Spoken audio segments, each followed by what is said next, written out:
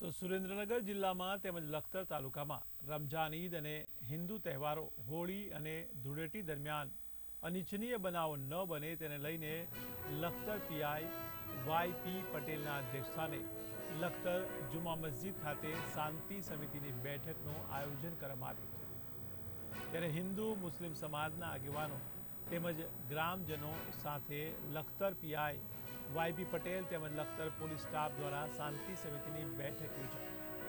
ત્યારે હોળી ધૂળેટી તેમજ રમઝાન ઈદ અને અન્ય હિન્દુ મુસ્લિમ તહેવારોમાં કોઈ અનિચ્છનીય ઘટના ન બને તેને લઈને આ શાંતિ સમિતિની બેઠકનું આયોજન કરાયું।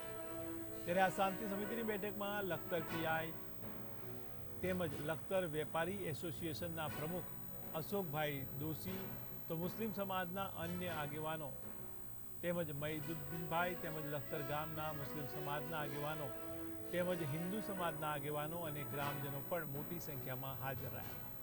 ત્યારે પીઆઈ પટેલ દ્વારા માર્ગદર્શન પણ આપવામાં આવ્યું હતું।